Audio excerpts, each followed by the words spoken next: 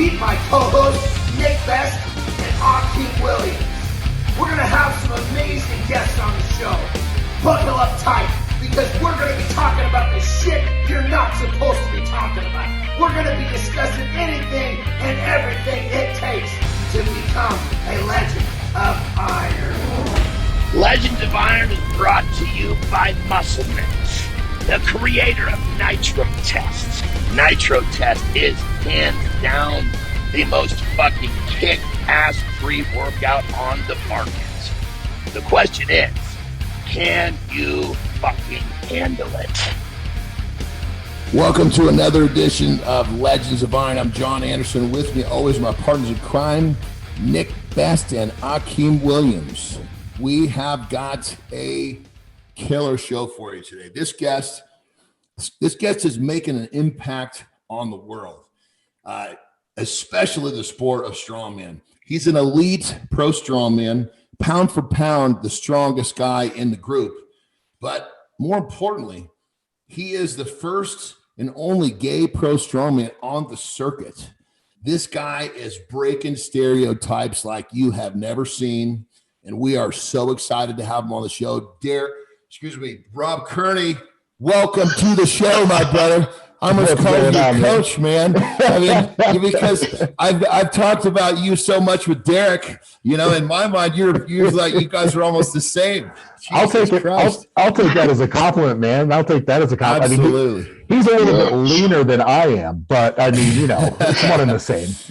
Well, when we first, I think it was at the Arnold and Santa Monica. Yes. When we first met, I remember seeing the first opportunity I had actually a chance to come up and talk to you. And it was like, you know, because I knew so much of you from Derek, it was just like, I couldn't wait, you know. So, I appreciate that, man. That's great. I love hearing that. Absolutely.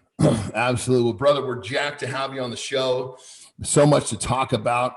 I think, you know, one of the things that our listeners are going to really want to kind of understand is your journey through all this. I mean, you've had a serious, interesting journey. So let's go back to kind of start us off in college.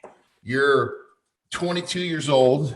You know, at this point, you're already competing. You've got a lot of experience. You're in a relationship with a girl, right? So kind of start us off right there. Yeah, that was, you know, like, I guess trial and error, I guess that's way to think about it, right? Yeah. You know, so for me at that point, you know, so 22 years old, I was in grad school at the time, and it actually won the national championship in the 231 or 105 kilo division for North America Strongman. So I had earned my pro status as a middleweight, and actually just after that, took second place at my first ever America's Strongest Man in 2014. So it was pretty well known in the sport of strongman. And at the time really was battling my inner demons, I guess is the best way to put it, in terms of who I actually was, right? You know, so up until this point, yeah, you know, up until that point, was living a very heteronormative lifestyle, was doing what I thought I should be doing, not what I wanted to be doing.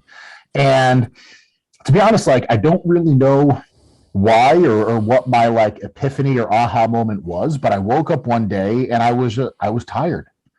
You know, I was tired of every single day having to put on this facade and pretend to be somebody I wasn't at all times, right? Because that's exhausting. I literally had to think about how I spoke to people, how I walked, how I interacted with friends, how I reacted in conversations. All of that had to be conscious, whereas for everybody else, it's just unconscious because you just get to be you. So at this point, you got a pretty good picture that, hey, you know, I'm probably not hetero, that you're getting a pretty good vibe of that. You're just walking the walk to be a hetero because you don't really know what else to do at that point, yeah? Yeah, and to be honest, like at that point, I really wasn't accepting of it for myself either. And one day I just kind of woke up and I was like, I just can't do this anymore. You know, I need to take a step back and I need to learn who I am. So that's what I did. I ended that relationship with that girl. And, you know, fortunately, not soon after I met Joey, who I'm now married to. So it was a pretty, you know, it was a great turnaround, and I lucked out for sure. but yeah, and then at 22 years old in October of 2014 is when I came out as openly gay and, kind of announced to the world who I am for the first time. And it's been a whirlwind of a career ever since, man. So kind of going back, I mean, forgive me, I go, sorry about that, Nick. I'm just so intrigued here. So you're basically in a relationship with a female, obviously living the life of a hetero male in a relationship with a female, and all in this, I think, forgive me how many weeks, but it was a pretty short period of time. I missed what you said there, like 6 weeks or something. You're in a relationship, was it that? So I ended that relationship in May of 2014 and ended up, I met Joey in September of that year. Okay, so forgive me, my time frame is couple months, very short period of time. All of a sudden, you're in a relationship with a female, and you just kind of, when you got in a relationship with a male, you just kind of knew it was right. You could feel it, huh? Yeah, it's funny too, because, like when Joey and I met, I was in my first year of grad school. He had just finished undergrad, and neither of us were like looking for a long-term relationship. He had just moved home after school, was kind of figuring out what he was going to do for grad school. And we met, and it was kind of organic with things, kind of just how it fell into place. I was still closeted when him and I met and officially started dating.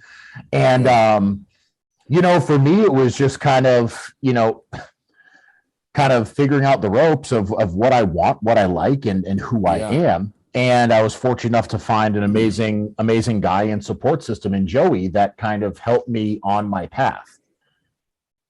Wow. So just that quick, all of a sudden you knew, boom, this is home for me.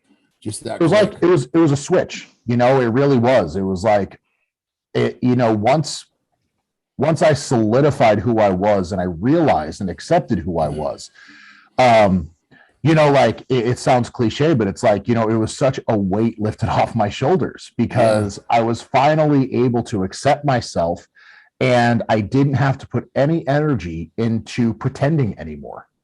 Yeah. So when I say this, all due respect, brother, I have nothing but respect for you. So it's like you're in a relationship with a female, you go to a male, you feel like it's home. So it's like the first time in your life you have a penis in your hand other than your own, and it feels right. Yes. Absolutely. That's fucking amazing, brother.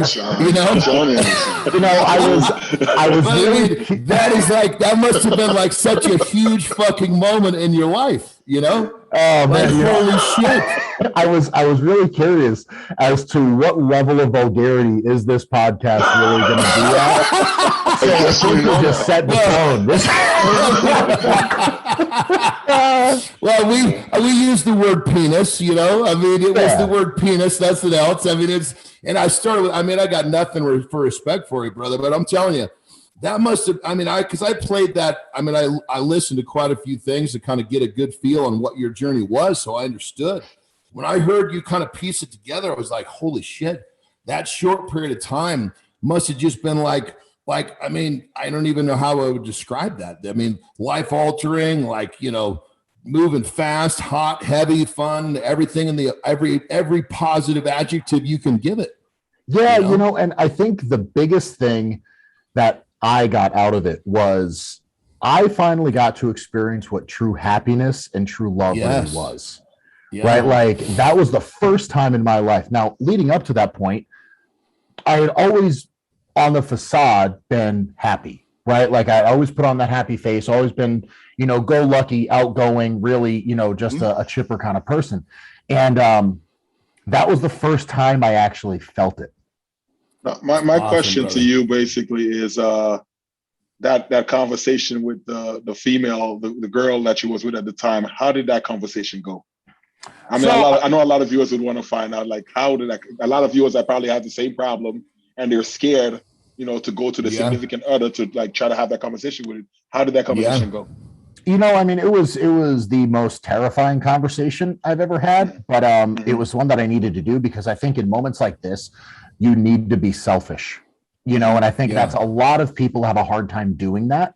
Yeah. And, for me, I was honest about what I was feeling, what I was going through internally, what my struggle was. And initially, she was supportive. And then that became turned around real quick.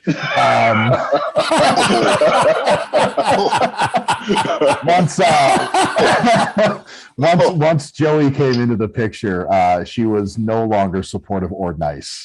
Oh wow! Okay, she probably thought you were just probably going through a phase, and but she was the phase. That was the problem. Yeah. And it just think of it from, and just kind of having fun. In her defense, she's thinking, man, what's wrong with me? I got this great boyfriend and I turn him gay, not knowing obviously it was you. That was you. You were pretending all that time, but I'm sure she probably had a real rough go with feeling like she wasn't adequate to do the job for you, Yeah, and I think it was a struggle for sure. But overall, like I said, at the end of the day, like I had to learn how to be selfish in that moment, because at that time, my happiness and my success was the only thing that I could control, and really I needed to focus on, because where I was in my life, I was miserable. Yeah. Yeah. Well, that's great, brother. I mean, that's when it comes down to it, that's what we all want. We all want to find that place where we're happy. So, I mean, obviously you had a much different journey than most of us, brother, but congratulations for finding it so early in life. Fuck, man. Many people don't find it, until later in life. And, you're just getting out of the blocks. You got so much great stuff going on. It sounds like you got the love of your life. Totally awesome, my brother. Totally awesome. It really is wild to me. It completely unplanned, but lucked out in all the best ways. Nick has been fortunate to meet Joey dozens of times. And what's funny is now, Joey comes to every single competition with me. And if he's not by my side, like the first time I see people, the first reaction I get isn't, "Oh, hey Rob," it's where's Joey? Where's Joey? Yeah.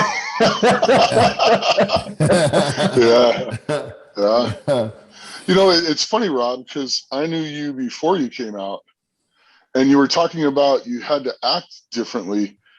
I don't notice the difference other than you talking about Joey or not talking about Joey. I don't see you act any different than you did before. Yeah, I think it does. And I mean, you're still the same guy I knew before as you were after. Nothing really is different other than you talk about Joey. Yeah, for me, it was that was the internal battle, right? Like, because being it's like you're in college, you're having a conversation with your buddies, and they're like, "Oh yeah, like check out that girl, yada yada yada." And like for me, I have to play along with that in that moment. Right? And that was something like I always had to do, and I had to consciously be aware of that every single time I interacted with people. I've seen a few of those. Yeah, especially at the gyms and stuff like that. I've seen a few of those.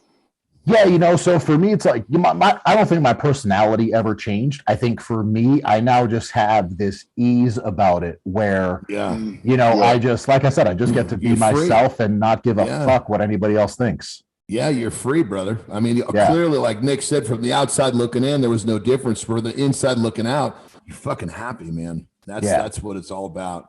It's pretty dope. That's amazing, good stuff. Brother. Yeah. It's funny you said that. Like I said, I have a story about one of my good friends who he's a bodybuilder, amateur bodybuilder, and he finally came out and admitted that he was gay and everything like that. And for years, we trained together in the same gym, and I would, talk about different females' asses and stuff like that. I would say stuff like that to him, and he was nodding, smiling, getting the conversation. And the whole time, when he finally came out, I'm like, oh shit. I started thinking about all the conversations that we had, and I'm like, shit. Like I was literally like, putting it out there, and he would give me that reaction, but he really was not into that.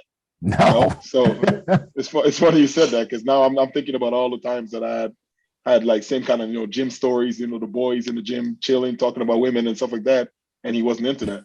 Exactly. Yeah, I could see how you would it would just be to follow along with that. You're kind of in a position where you got to do it, but at the same time, you're kind of like, this is really not what I want to be talking about. No, not at all.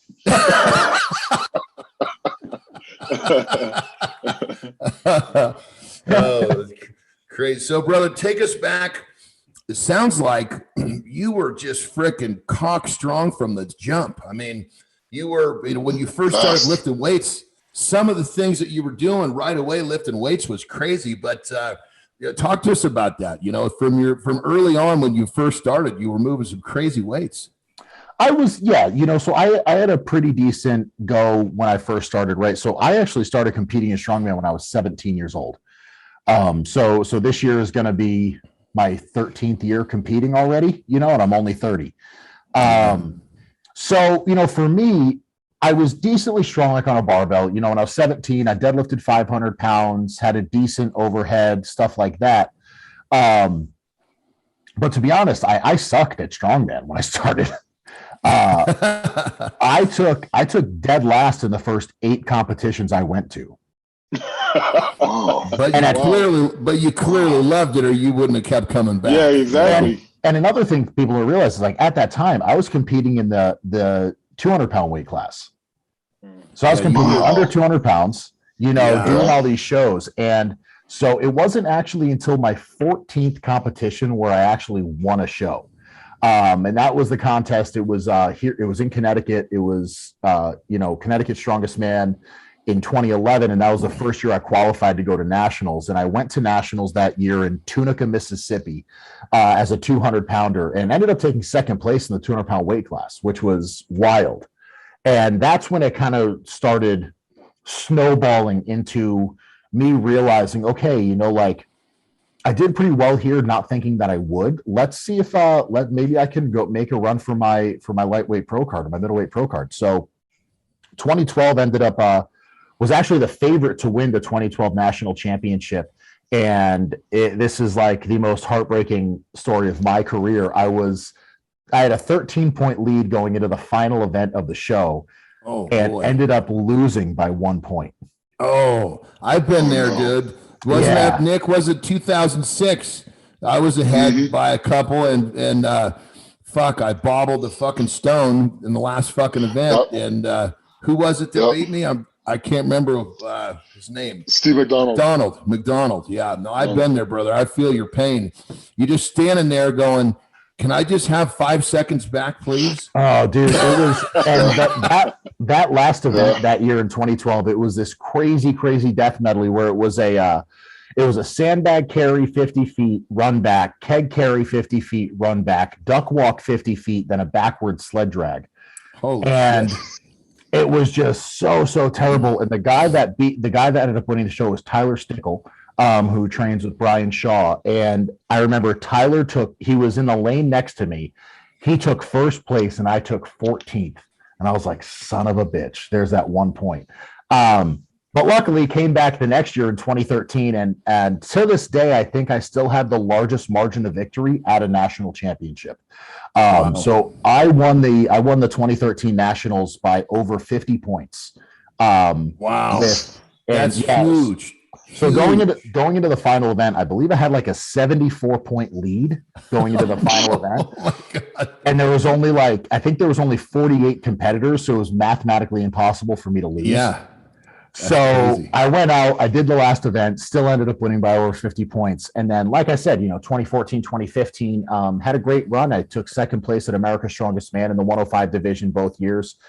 And then 2016 is when things got a little bit more serious. And I actually got invited to compete at the Log Press World Championships in Lithuania, hosted by Zadrunas. Remember that. And I went there, I weighed 246 pounds. And at the time, I had the amateur world record for the log press at 425 pounds. So got the invite to go. And I remember showing up, and it was Strongman Champions League was running it. And the directors looked at me, they go, "You're the American?"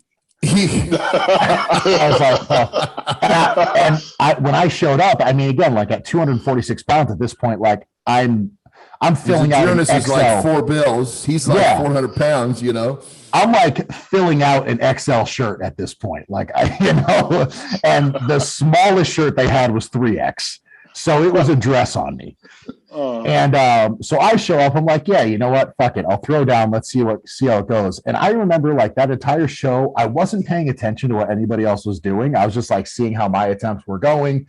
And I ended up hitting 202.5 kilos. So like 445 and a half. And I remember hitting that. I sit back down. I'm stoked. It was a great lift. I'm super pumped. And Dimitar Savatinov comes up to me and goes, congratulations, you just won. I was like, the fuck? I had no clue. I had no clue. And I ended up tying with Vitas Blakaitis for first place with that lift. And it was actually that contest that Joey looked at me and was like, I guess you are pretty good. You know, it wasn't taking second place at America's Strongest Man. But, you know, finally going to Lithuania and doing well at that. And that's what really opened up the doors to me making the moves into the heavyweight division, and was fortunate enough in 2017 to get my first invite to World's Strongest Man. Well, brother, this is a perfect segue into what I was going to say next. You watch certain athletes, right? And all types of athletes, and I call it athletic intelligence. They just know how to move. They understand how to put themselves in the right spot at the right time and timing.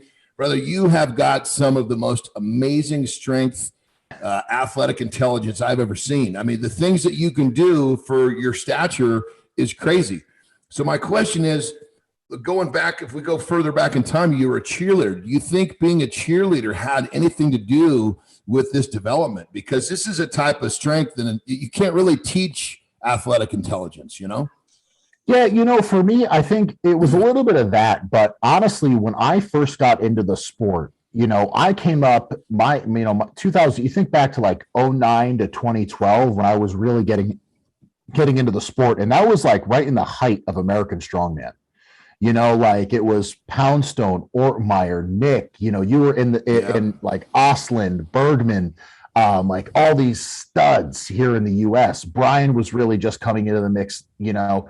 And I remember at that point, I realized, you know, when I first got into Strongman, my goal was never to get to World's Strongest Man or do this shit. I never thought I'd be able to, because I'm 5'10". I'm chubby and not that athletic. So I was kind of figuring like, okay, like I'll see what I can do, and however far I get, great. And after taking last place so many times, what ended up happening is I started to become a student of the sport, right? So like I would watch Derek deadlift or press and be like, okay, what is he doing and how is he manipulating the implement? You know, I would watch Nick do the yoke or farmers or frame and be like, okay, what is he doing? How can I take what he does so well and mold it to my body type so I can recreate that movement? And that's what I really did. And that's really, I think, what excelled me in the sport, because I studied what everybody was doing. And another thing was, like, when I first started, I competed a lot. When I was an amateur, like before I turned pro, I was competing almost 11 to 12 times a year. And it was just because like I wanted to get that experience, and I loved the sport. I loved the community, and there were so many competitions happening that I was like, you know what? I'm not going to train for every show. I'm just going to train to get stronger and show up when there's a contest around me so I can get better at competing as well. Yeah. And so I think it was all of those things that came together to really kind of propel my career to where it is today.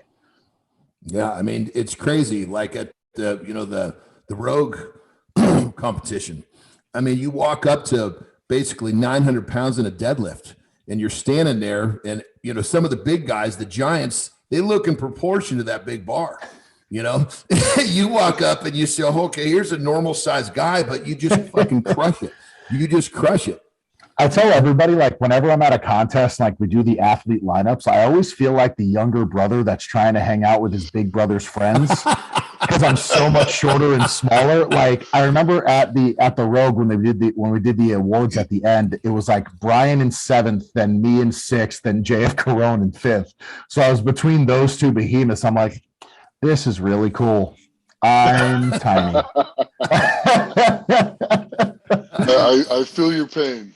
I feel your pain. You know, it's just, you know, but like I said, wait till you add old into that mix.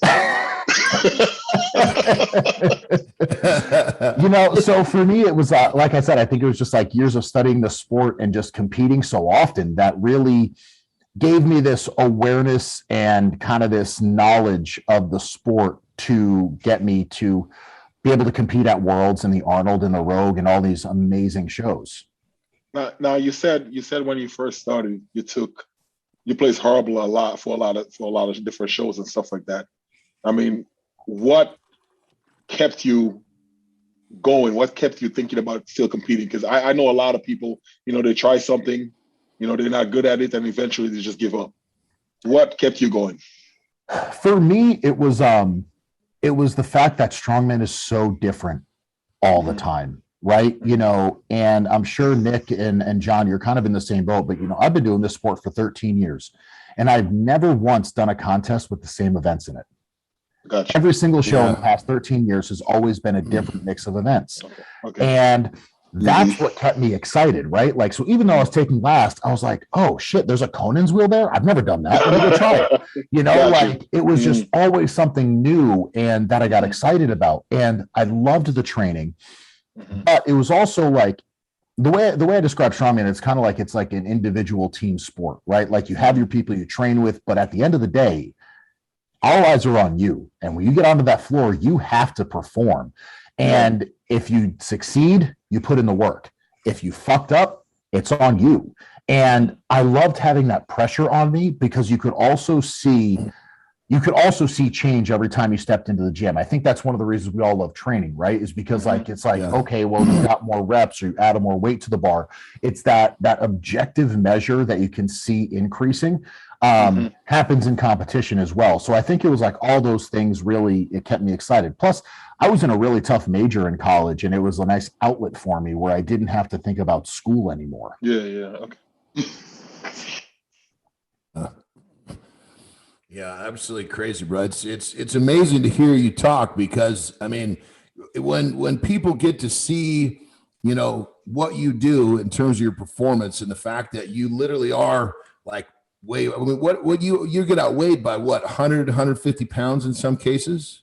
Yeah, so my average contest weight is about 285, and I stand about 5'10", right? So we look at the average size of these guys, it's probably around 6'3", 350. And then on the bigger side, I was competing.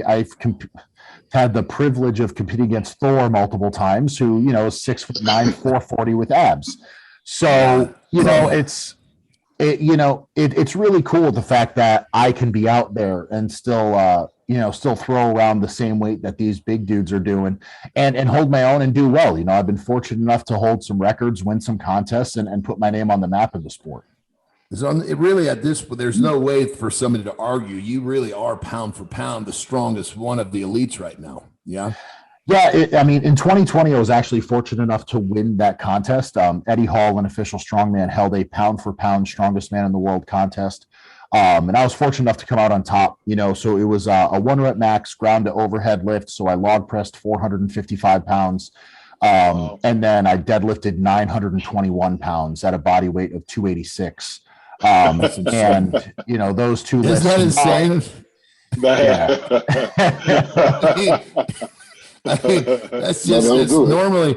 When you're saying that, someone's thinking, did he say 386? No, rewind that. No, he said 286. 286. Yeah, and it's really cool because I think back on moments in my career and I think back to Nick. I'm sure you remember when Joey and I came out there to your house to train back in 2015 I think it was 2016.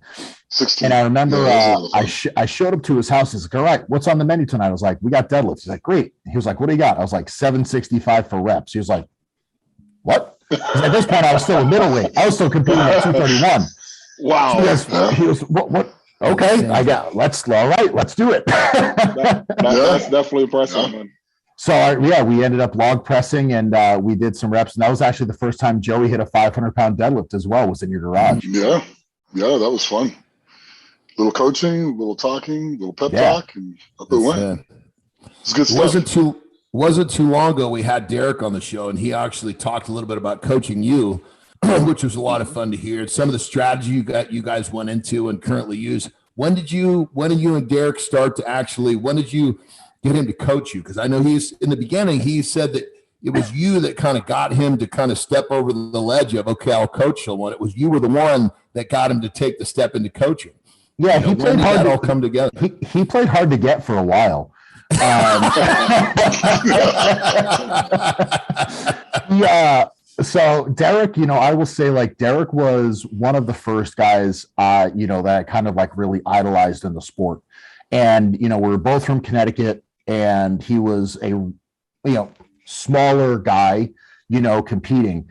And, I was fortunate enough to train with him a few times when I was 17 and 18 years old with his crew in Waterbury. And, so I'd always, really looked up to him. And it was 2018 was one of the last times I asked him. I'd asked him in 2017 a couple of times, in 2016, and he'd always just said, got too much going on with the family, work, they're just too busy and stuff like that. And in 2018, I remember I went over his house for dinner one night, and I asked him if he, would be my coach. I had these goals. I had proven to everybody that I could compete at Worlds and do these shows at the time.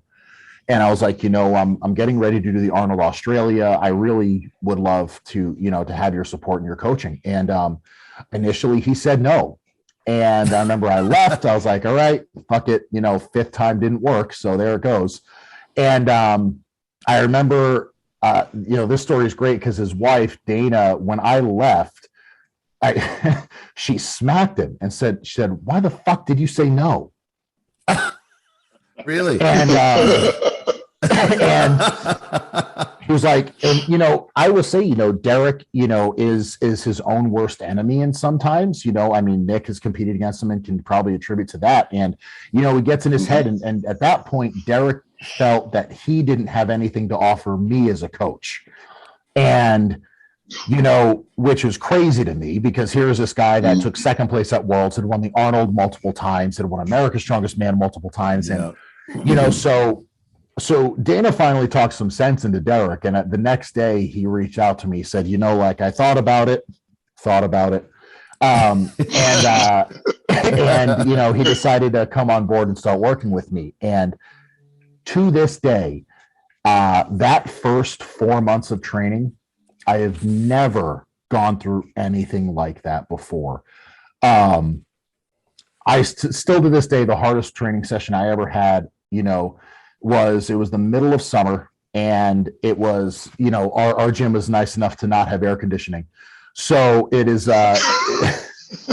it's about 85, 90 degrees, humid as hell in the gym. And Derek programmed, it was a heavy set of 5 on deadlifts, followed by a heavy set of 5 on squats, snatch grip RDLs, frame holds, and then a final conditioning set of yoke carry, sandbag carry medley. It was a 650-pound yoke and a 200-pound sandbag, 200 feet each way, turns at 50 feet, with only 2 minutes. 2 minutes. You just keep going, man. It gets better. 2 minutes rest between sets for 4 sets. And I remember that session, I think, is really what wrote the script to what Derek and I were able to do over the next 2.5 years. Because my first show out of him coaching me was the Arnold Australia, and I won against a lineup that was pretty stacked. It was Matthias Belsack, absolutely, Novikov was there, JF and Jerry Pritchett, and I mean, it was just this monstrous lineup, and I was able to come out with a win. And, ended up being pretty successful under him, was able to, go to the Arnold, and I tied for 6th place. World's Strongest Man in 2019 was probably my most heartbreaking but most exciting competition. I had lost the qualifying group to Thor by 1 point. And that forced me to go into the Stone Over Bar event versus Luke Stoltman. Luke is one of my best friends in the sport. And at that point, neither of us had made the finals at Worlds. So that was on the line for both of us. And if you know anything about strongman, the Stoltmans are pretty damn good at stones. Yeah, and that's the event you don't want when you draw one of them. Yeah, so we had it was a 410-pound stone over bar for reps, and the way the event was set up was like when the stone fell on your side, you had 20 seconds to get it back over. And I will say I hit a PR. I hit 10 reps, which was pretty damn good. Christ. Yeah, dude. Oh my god! And it was over a 56-inch bar. So for me, that's like that's nipple or shoulder height. Yeah, I was going to say that's over your nipple, isn't it? Yeah, for Luke, that's waist height. So that was cool. Yeah. And so it was just one of those. It was such a bittersweet moment because I had such a great qualifying heat. One of the proudest moments to me was the fact that I only lost to Thor in the group by 1 point. And just missed out on the finals, but then was able to do some really cool stuff. So working with Derek was it was probably the most surreal part of my career. Yeah, I mean, Derek, he's when it came to even his own training, I mean, he brought things to the table that nobody was doing. Yeah, I mean, his big thing when he was going, was that pain tolerance training, right? Like that's what he was known for. And I remember he would come up, he would drive an hour and a half north to the town that I was living in Massachusetts. And I, a couple of days before this, I had gone to our local fire department and I walked in and I was like, oh, I was wondering if I could speak to the chief. They're like, for what? I was like, I want to pull one of your fire trucks. And I remember the woman looking at me like, okay. So she goes and gets the chief, and I was like, hey, what's going on? My name's Rob. I'm training for World's Strongest Man. I was hoping I could borrow one of your fire trucks to pull. He was like, what? Yeah. And I was like, yeah, no, like I'm totally serious. Like I literally want to pull one of your trucks. So once I got the okay from them, Derek would actually drive up like once a week with his truck and the harness and everything and the rope to train these fire truck pulls with me. And they were some of the most brutal sessions ever because I would have to start off by pushing his truck as a warm up, and then we'd get the fire truck set up, and it would be this is it's an automatic fire truck. So, and when you pull a vehicle that's an automatic, it is terrible, right? Because like the gears kind of kick in. It's never really freewheeling. No, and then you add in about 10,000 pounds of water. That's great. So I remember, I get down and I go to pull, and the first time I think I pulled this fire truck, it took me about 90 to 100 seconds of just grit. That's a long time. That's a long time. Yeah. For people that don't know, a 45-second truck pull makes you want to feel like you need oxygen. First, you're going to throw up, then you're going to get oxygen on. 90 seconds to 100 seconds is like double that, which sounds exactly like Derek's training. Well, and here's where it gets fun. The time limit at Worlds is 60 seconds. So exactly. Yeah. Let that sink in for a minute. So here's where it gets fun. I finished the pull. My forearms and biceps are cramping. My quads are on fire. I can't breathe. And Derek looks at his phone. He goes, all right, 4 minutes. We're going again. I was like, you motherfucker. Oh, Jesus Christ. And I had to do that. I had to do that 3 times. And, and then he opens up the tailgate to his truck and he has weights in a log. And he's like, great. Now we're doing log press in the middle of this park. In Massachusetts, so it was like I said, I mean, it was definitely, those sessions are something I'll always look back on and just be like, what the fuck was I thinking? Dude, that 4 minute break he gave you, that 4 minute break must have been gone. It must have seemed like it vanished in time. Oh, I blinked and it was over. That must have sounded like, must have felt about 4 seconds. Yeah, and then, if you know anything about a truck pull, right? Like we wear rock climbing shoes, so those aren't comfortable on fat feet whatsoever. So I'm sitting in these rock climbing shoes. It's like 90 degrees. We're in the sun. I can't catch my breath. My feet hurt. My arms are cramping. It was a hot mess. But, luckily it totally didn't pay off because I still took last in the truck pull. Yeah, good stuff. Good stuff, brother. I mean, with the truck pull, you are so, just by the fact that you're giving away so much weight. I mean, having some ass, in a truck pull is really, I mean, weight, there's the argument, weight moves weight for sure in an event like that. Yeah. And you're giving away so much weight. Derek was getting you ready for what you needed to be ready for. Yeah, for sure. And that's the one event where being big just really does help.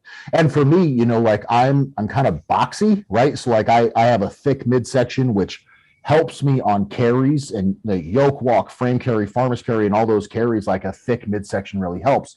But my upper body, while it's big, I don't have that much mass there. So when you're leading into a truck pull, when most of your weight is in your trunk, you're not getting a lot of that forward momentum. Whereas Thor, when he steps up to the truck pull, he's 440 pounds. He literally has 180 pounds or 160 pounds more mass behind that pull than I do. Yeah, he's got that on the top side of the waist of the harness. Yeah, he's so much leverage.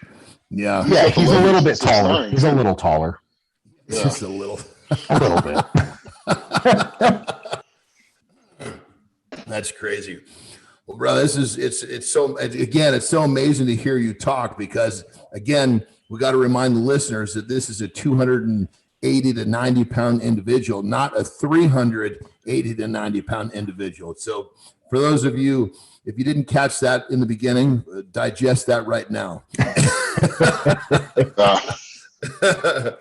So you've also kind of moved on and doing some other really cool stuff like speaking. You're kind of starting to take some proactive measures. Talk to us a little bit about that. That's really, really cool, brother. My career has like gone off into a place where I never thought or imagined it would be, right? I've been fortunate enough to be given this platform, and it all started with my win in Australia at the Arnold. And, that evening when I was getting my award from Arnold, he had asked like what we were doing the rest of the weekend. And Joey and I had actually planned on our marriage. We got married that weekend right after the contest. So very cool. We were fortunate enough to actually celebrate our wedding with Arnold, which was outrageous. And, he actually posted about us the next day, and that's really kind of what opened up the floodgates in terms of my social media presence. And soon after that, guys like Joe Rogan started following me, so I was able to get on the Joe Rogan Experience a couple of times. And being able to have this platform now, it really is just something that I take so seriously, and it's so great to be able to be authentically me every single day on social media. And, the way I describe it is like, I'm unapologetically gay. And because I just get to show that I am one of the strongest motherfuckers in the world, happily married to a guy, and none of that holds me back from anything. And I think that's the biggest thing what I've really, really been trying to show the world is sexual orientation has nothing to do with what you can achieve in life. And I think for so long, especially me growing up, one of the reasons why I am, the world's strongest gay on social media is because of how important representation is, especially in the world of sports and athletics. Because growing up, I never thought I was possible, right? Like I never saw an openly gay athlete. So I never thought that is something I could do.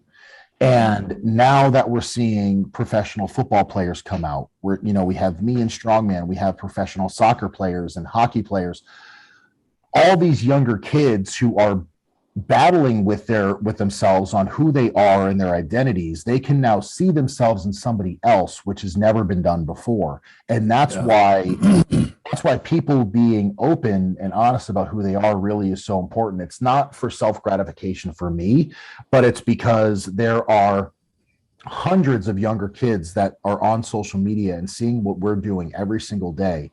And, because of who I am, I receive so much hate on a daily basis on social media, but I also get the messages, to this day where, the ones that get me the most are messages from, LGBTQ plus teens who don't feel like they have a place in this world, who honestly, like one of them said he was on the verge of committing suicide until he found my profile.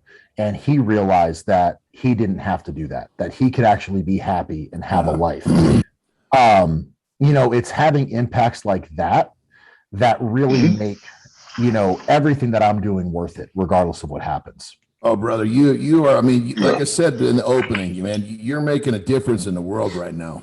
Obviously, huge impact to the strongman world, but in general, I mean, you've been given this platform and you're doing a lot of good shit with it. And that's what we need from, people like yourself, stepping on a limb and going out there and showing the world that it's okay and breaking the stereotypes. And just like you're saying, I mean, there are people all around the world who are realizing that, hey, you know what? I'm not alone. It's okay. I can do it. Whatever it is, you're making a huge difference in the world, bro. And that's one of the reasons I was so excited to have you on the show, man. I mean, it's amazing what you've done with strength, especially being that you're not a monster and you compete with the monsters. But I mean, you're making an impact on the world right now, brother. And that's what it's all about. And I think the cool thing is, what you just said, I think another thing is like strength is more than physical, right? I mean, it is a burden to deal with some of the shit that I deal with on a daily basis. But, fortunately, over years and years of going through it, I have really thick skin, so it doesn't fucking bother me at all. And, I also think back on those moments where I'm just bombarded by hate in all of the moments of good that I've been able to have, and fortunate enough to be able to, have a children's book coming out later this year and be able to do some really, really awesome things to just help, I hate using the word normalize, but I guess that's the most real word I could use, but normalizing LGBTQ relationships and couples, so we don't get ostracized or put on a pedestal ever, because, I'm no more special than anybody else, but, at this moment in time, my voice really does matter. And brother, I'll tell you that it takes a certain person like yourself that can take all the negativity, all the shit that people throw at you to stand there strong and still do what you do. So I got to tell you, man, I got nothing but respect. My hat is off to you, brother, because it's hard to take hateful shit. And like you're saying, you get a ton of it, but you still stand up, you stand proud, and you send your message. And that's what this fucking shit's all about.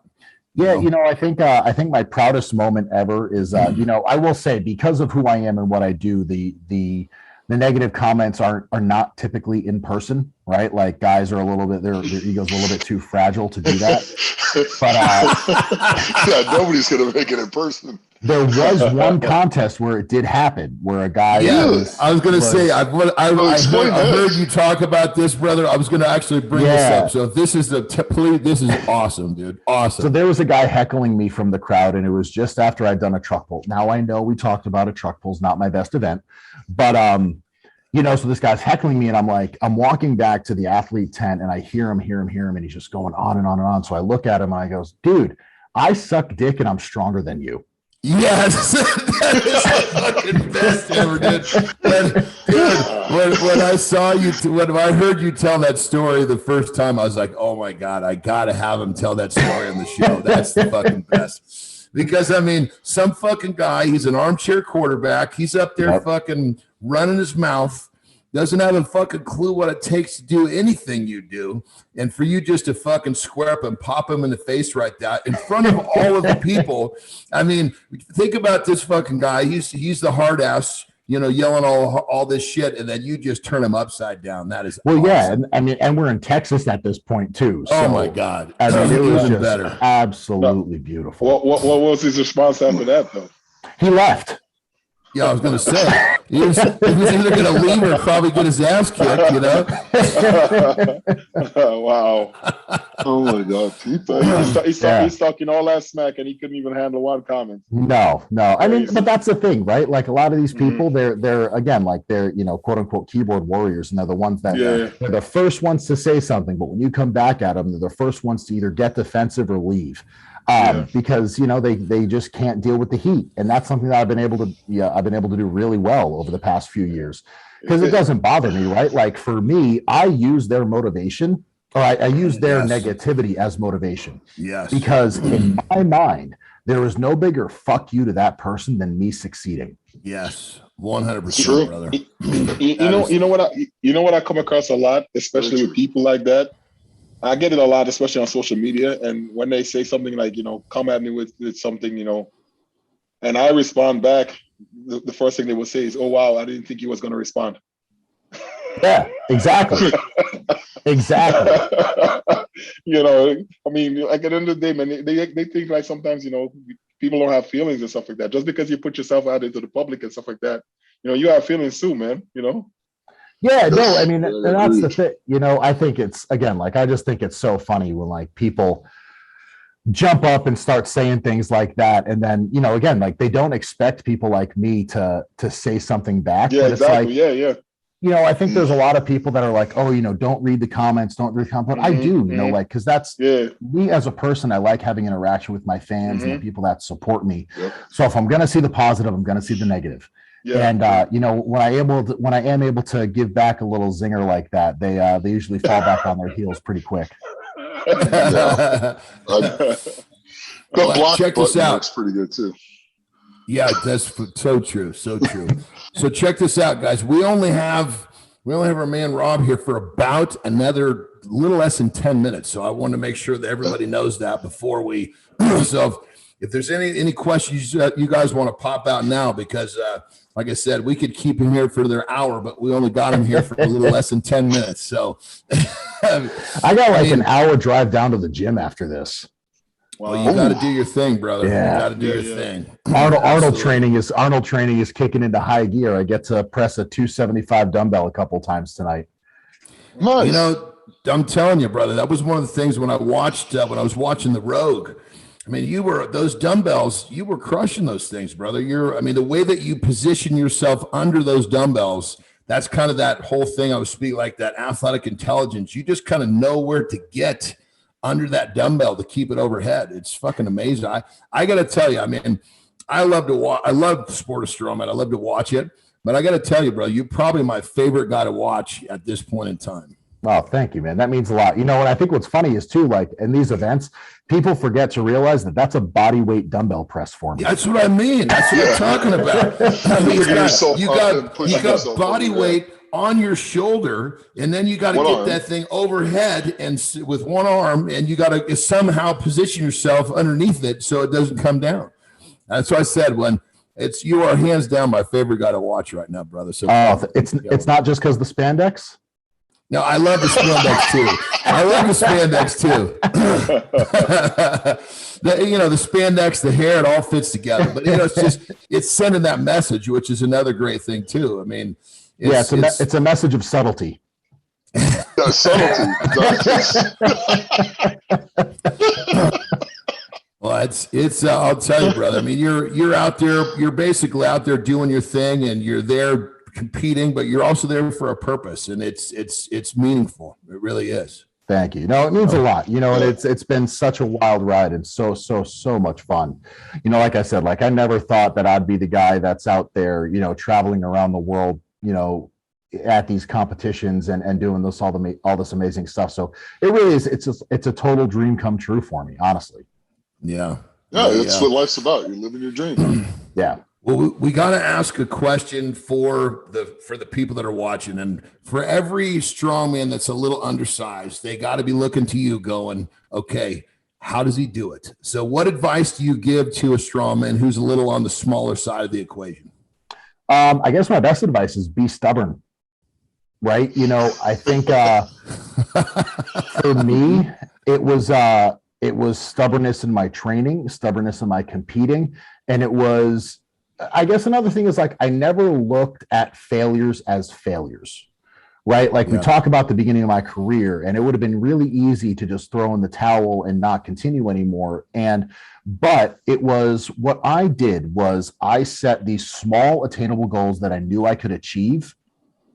And that's what kept me on this path. Because if I were to start the sport of strongman when I'm 200 pounds at 17 years old and say, I want to be the world's strongest man one day, that is a long road, and it's really easy to get derailed. Yeah. But if I step up to a competition, I'm like, you know what? My first goal, let's not take last. And guess what? That goal doesn't change until you achieve it. Right? So for me, it was don't take last. Okay, great. Contest number 8, I did that. So what's the next goal? Let's not zero an event, because up until that point, I had zeroed at least one event at a contest. Awesome. Contest number 11, I finished an entire show without zeroing an event. After that, let's try to get on the podium. Let's really try to put everything together. Contest number 14, boom, I win my first contest. And from there, it was, okay, let's go to nationals, see how I stack up against everybody. And it was all of these goals that I knew I could get to that slowly just snowballed and piled up into, okay, well, shit, I'm going to World's Strongest Man this year. And it wasn't a fast journey, right? Like it took me 8 years from when I started the sport to getting to World's Strongest Man. It didn't happen overnight. It didn't happen in a couple of years. And I think it was just that stubbornness and that tenacity and that goal setting that really is the only reason that I was able to get to this. Because I tell you what, I still live by that right now. Right? Like in 2019, my goal was to make the World's Strongest Man finals. I didn't get to do it. Well, 2020, I tore my tricep 3 weeks before World's Strongest Man. 2021, I got cancer 3 weeks before World's Strongest Man. So guess what? In 2022, my goal is to make the World's Strongest Man finals this year. The Arnold Strongman Classic, my goal is to make top 5. Well, 2020, I took 6th place. So this year, going into the Arnold, my goal was to take top 5. So my mentality still hasn't changed throughout my entire strongman journey. And I think that's really important for people to realize. Yeah, for sure. So the key is to set methodical, achievable goals. Yeah. Yeah, it's because that's what you've done. You've methodically set achievable goals, and you've reached every one. Again, people always look at the end goal, and it's really, really easy to get disheartened when you're not getting to that end goal soon and quick enough, right? Like if I had set, we're in an instant gratification society too, so that doesn't help. You know, but for me, it was like, if I had set the goal to get to World's Strongest Man, do you think I would be sitting here with you guys because it would have taken me 8 years to get there? Fuck no. If I wasn't there in 2, I'd be fuck this, I'm done. Right? Like, so it was, but again, like, you know, we talk about instant gratification. Well, there was nothing more gratifying than hitting one of your goals that you set for yourself. True. Right? Like, it was great. And that is what kept me going all these years. Yeah. Great advice. So for those of you listening, don't think you're going to show up to a national championship in your first or second year and win it by 50 or 60 points. Took a few years for me to get there. Oh, I love it. Well, brother, I know we're just got like minutes away before we got to let you go. You've done so much already and you're just getting your wheels turning. So when all this is over, what is it that you want to be remembered for? What's your legacy? What are you leaving behind? You know, for me, my biggest thing has always been it's easier to love than hate, right? And that's just how I live my life. And that's what I want people to remember me for. I don't think I'm going to be remembered by wins and losses like some strongman competitors are going to be. I hope I'm remembered by my character, and that every time I stepped out on a competition floor, I was having fun. I loved performing. I loved being with all of my friends and just doing something that I genuinely love. And I think that passion, that excitement for the sport is something that I'll be remembered for because, you know, I've been fortunate enough, you know, I won a Giants Live, I won an Arnold International, I held some records, but, you know, I'm not one of those guys that has rooms full of trophies like Zadrunas, you know, that's just not the competitor I am or ever will be. And I'm totally okay with that. I know my lane, I know what I'm here to do, and I feel like I do it pretty well. So I think, you know, being remembered for my character, my personality, and just me as an athlete, I think that's what's really important to me. Yeah. And what was your opening? You said it easier to love than to hate. Yeah, it's easier to love than that's hate. Fucking beautiful, brother. Holy shit. I mean, that's powerful right there. I mean, when you said that kind of hit me in the chest, like, fuck. Never. I mean, it's so simple, but so fucking effective. Yeah, you know, and I think that's good shit. Just like, you know, the world in general right now, I think people are too focused on divisiveness and hating each other, whereas opposed to like, you know, it's true. It's easier to smile and hug than fight and argue. So, you know, that's and when you think a lot of less energy, and people want easy. So shit, when it's easy to love, that should be real. It should be simple to follow. That's powerful shit, bro. That's a serious pearl of life right there. Thanks, man. I really appreciate it. Absolutely. Well, I know you got to go, brother. So, Nick Ockham, you got anything else, or are we're going to let our man get going on his hour journey to train for the Arnold? He's got work to put in. But man, I tell you what, it's always so much fun competing with you, dude, because we're always laughing, we're always joking, and we're always having a good time. And then we just get out there and get after it. So it's an absolute honor to have you on the show and get to sit here and talk with you and stuff like that. So thank you. Thank you.